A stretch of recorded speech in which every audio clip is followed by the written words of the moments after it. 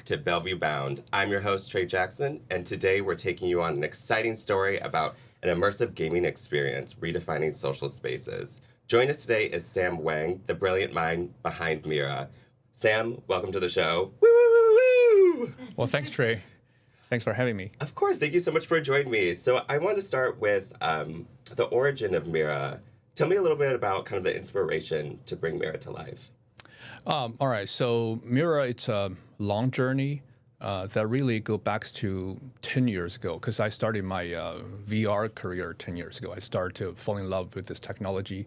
By the time I put on the headset on, I feel like, oh, this is like a whole new world. Absolutely, right? yeah, and takes you out of it. Yeah. But the foundation of Mirra really built during pandemic, though, because VR is good, but it almost feel like isolating people. Absolutely. Pandemic people, in the U.S. and all over the world, people cannot go anywhere, and they're isolated. Because that made me feel like, okay, so can we do anything with technology that not isolate people, but also bring people together? I was thinking, okay, maybe we can get the customers, get all the people see what people are wearing the headsets are really seeing.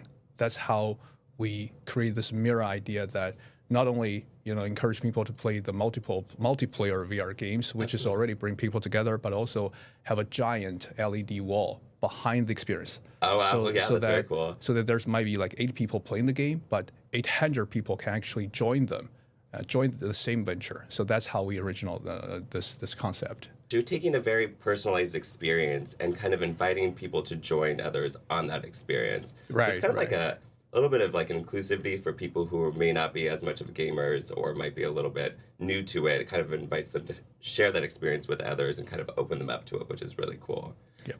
So I got a little sneak peek earlier about the name inspiration for Mirra. Could you tell us a little bit about that? Oh yeah, sure. Yeah. So Mirra is a play as the original word mirror, WIRROR, right?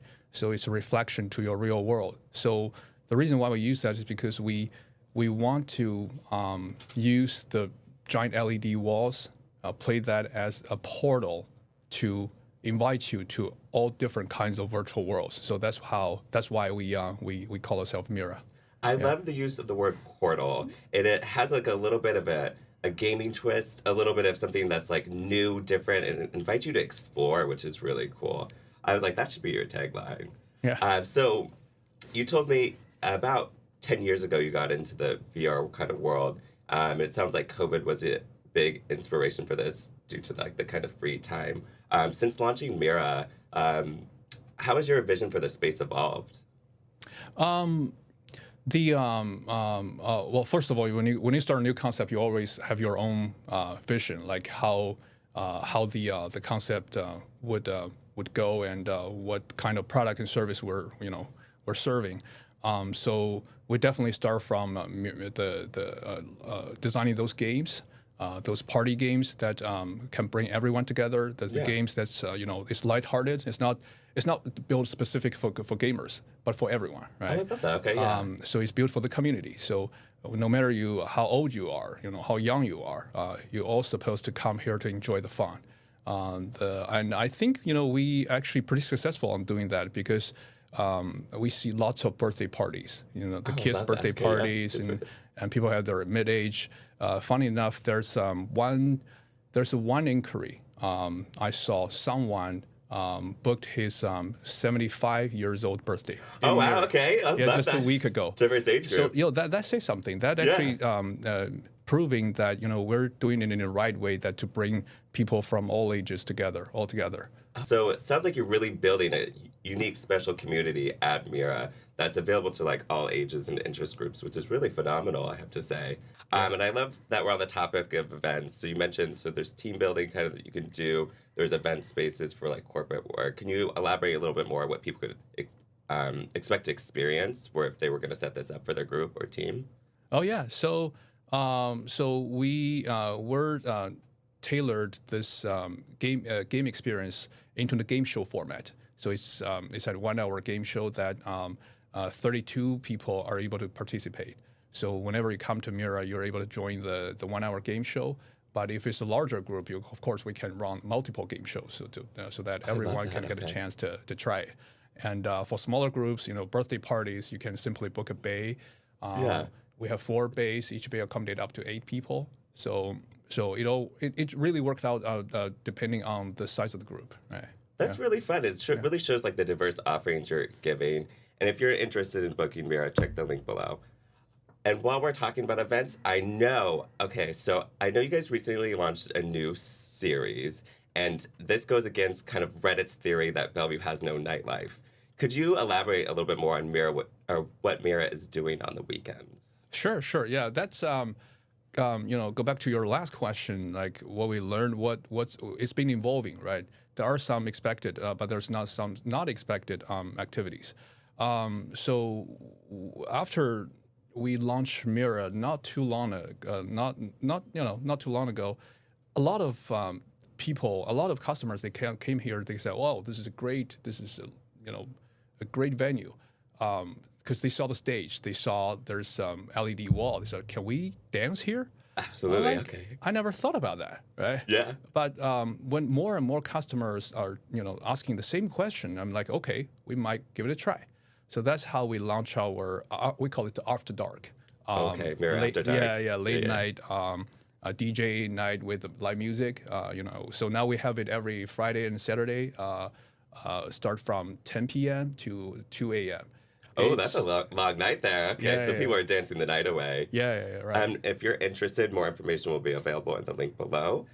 And I'm kind of curious. So I'm a little bit of a music junkie. What kind of music could people expect to hear when they go to one of these Mirras After Dark? Okay, so we only launched it for, say, two months, right? We're still evaluating. So now it's kind of like an open format, depending on the theme. And we sometimes play house, sometimes play. Love house music. Yeah, yes. Of course. Yeah. Everyone like Klaus. Yes, right. Me too. Yeah. Actually, house is my favorite. It's the beats. It just hits something inside of you that you just want to dance. You kind of like let loose, a little carefree, which is so beautiful. Yeah. So we also play some hip hop, sometimes in top 40. Sometimes EDM. So on the regular nights, it really depends. A lot of times it's open format. But we also are inviting some top liner DJs coming to the venue too. So some of the nights it will be theme nights. We did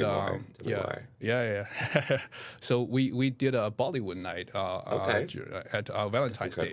Yeah, and that was a big hit.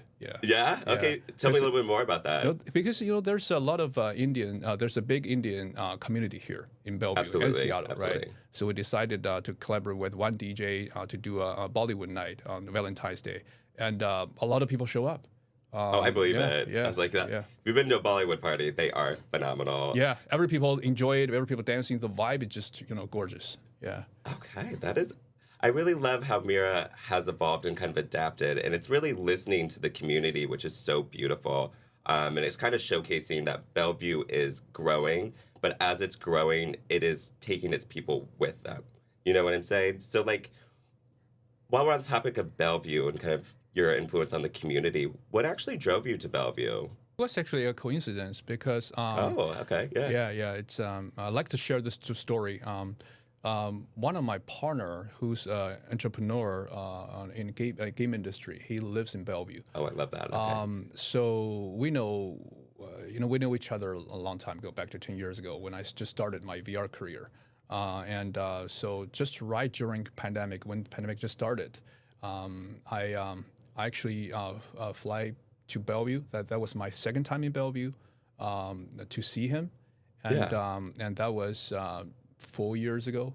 Okay. 2020, right? Okay, so not too long ago. Yeah, and so we actually had a long walk in downtown Bellevue Park. Yeah, very walkable city. Yeah, for 3-4 hours, I believed. And we just been brainstorming. So that's actually where in downtown Bellevue Park is where we original this Mirra idea. I could believe it. If you have not been to Bellevue Downtown Park, beautiful park, very inspiring. So much greenery, so much life to it. So I love that it was kind of like a walking and brainstorming sesh. That's very fascinating. Now I kind of want to dive back into Mira. So, like, where do you draw some of your like creative inspiration from for some of the games or maybe the design of the space? I was in film industry 20 years ago, Oh and wow, I okay, used to that's do neat. film, visual effect, post production, Yeah. digital side of it, and I also used to design theme park attractions. Oh, okay. I Yeah. need to know more about that. I worked on video games, and so 10 years ago it was VR. So I guess what I did is really to absorb from all different kind of creative industries and formats, and to come up with this mirror idea. It's not only me; it's also my team.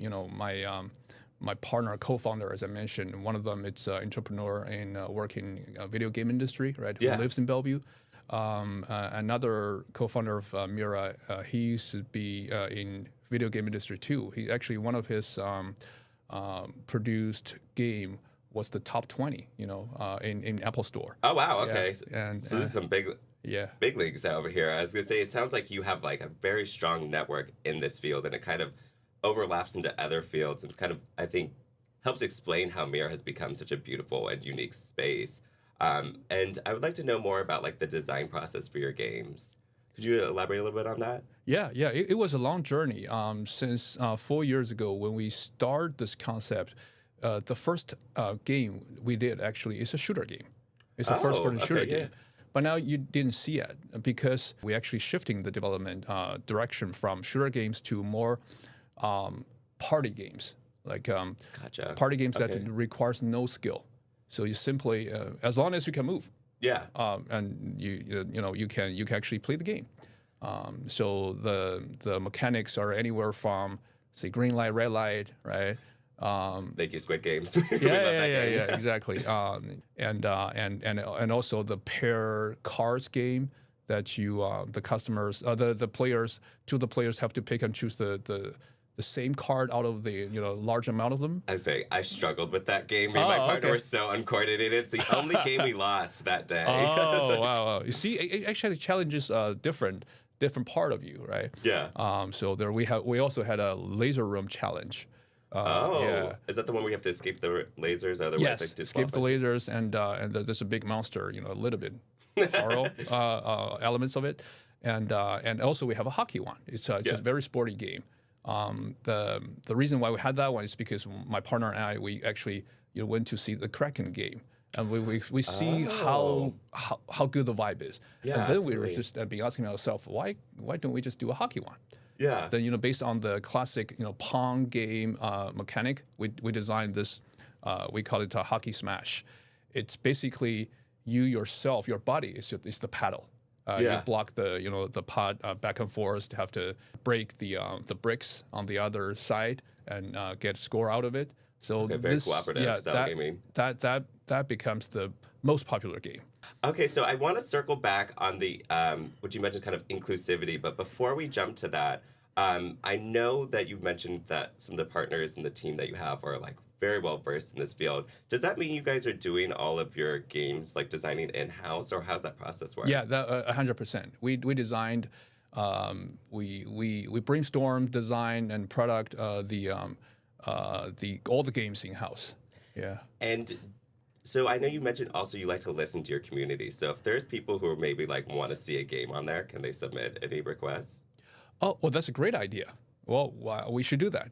The thing is, we are during the operation, there are customers already give us feedbacks. We definitely are recording them and then summarize them, and then those feedbacks how we at least change improve the current games, and also some of them you will give us inspiration of the game mechanics that what they want to do. So we Absolutely. definitely listen to them. Yeah.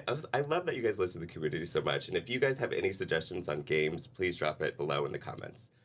And now I want to go back to the inclusivity. You kind of mentioned that these games are meant to level the playing field, and you've also mentioned that you've had birthday parties where some are young children and some are, 75. So I want to dive into that. So if someone is like a little timid about VR experience or just kind of uncertain about the gaming world in general, like what would you say to them?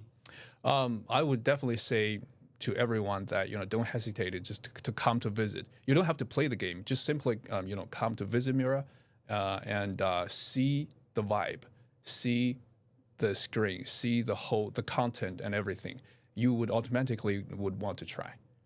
And I think it's also nice that you guys have it set up with the LED screen, so maybe if they're a little uncertain, they can watch it first and then kind of see that, this is actually really fun. That was actually exactly what's happening. During a lot of corporate events, I see, some people would really motivated wants to try it, but some of them say, well, they want to lay back.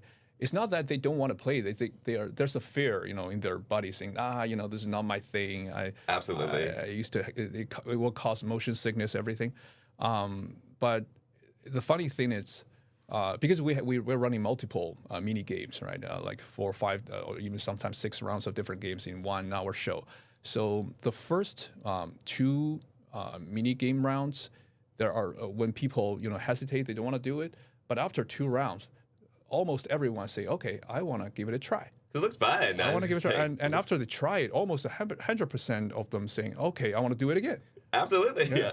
And it's kind of nice because like the pacing that you guys have set up for the games is a nice, as you said, for people to get a little acclimated and maybe build up that courage to just give it a try. Right. Kind of let loose a little bit.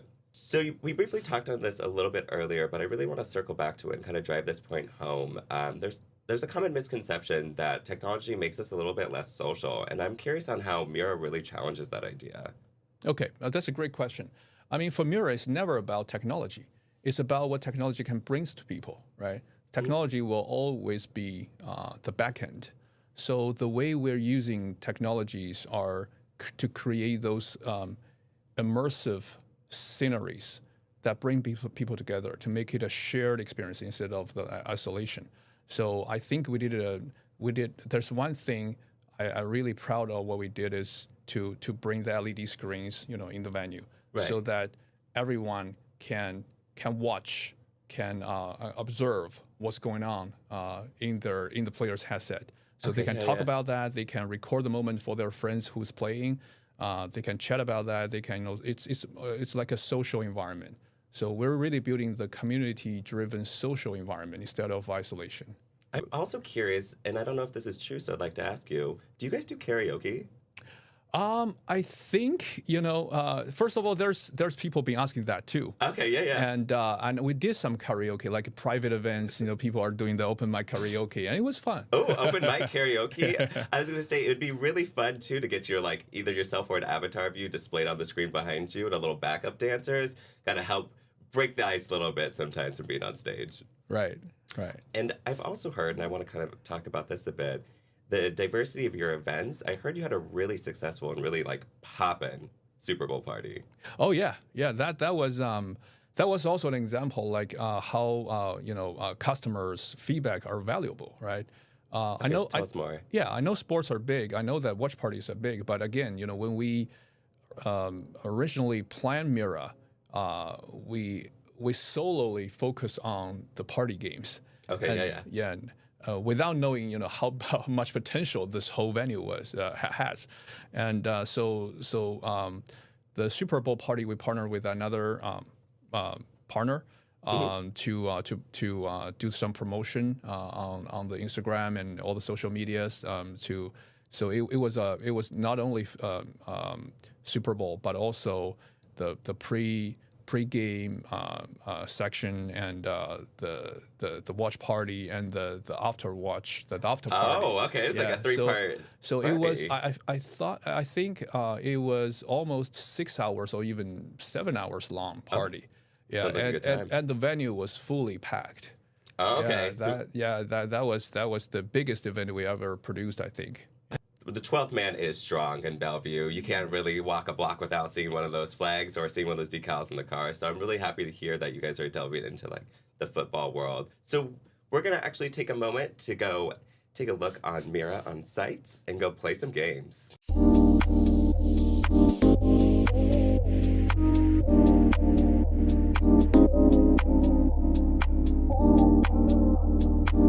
Good old line.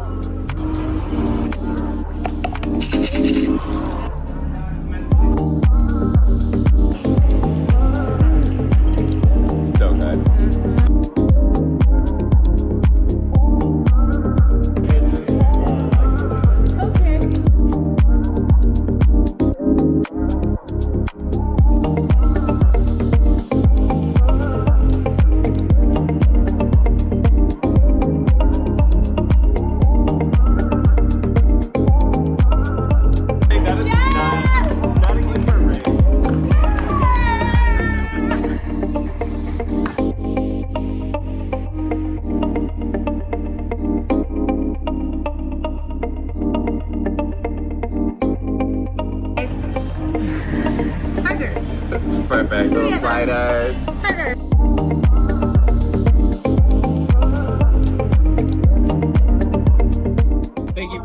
guys, on Bellevue Bound. We're here at Mirra, and we just had an absolute blast. Please stay tuned and join us on the next episode. Cheers, y'all.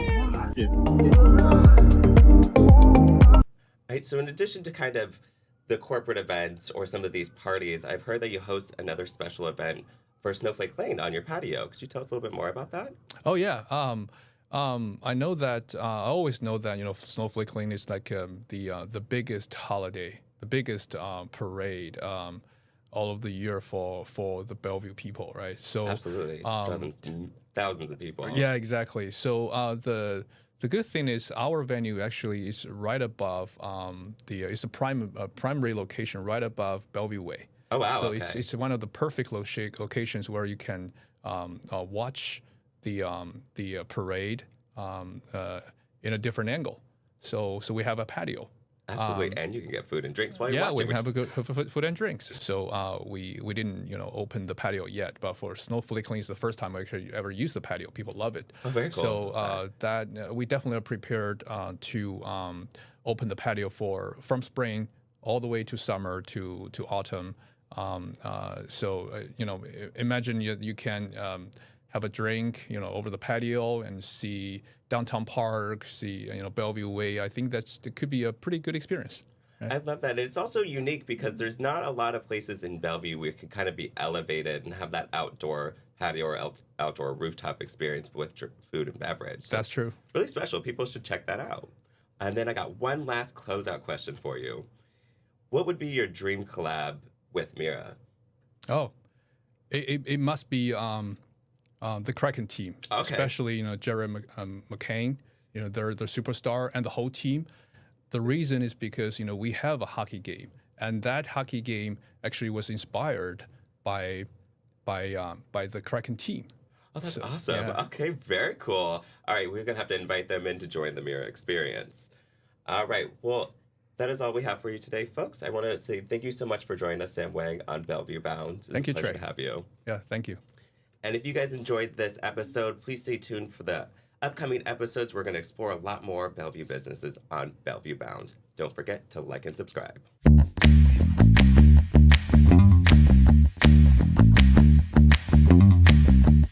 This video was recorded and produced by Just Talk Studios, the premier video podcasting studio in Bellevue, Washington. Visit justtalkstudios.com to learn more and book your session today.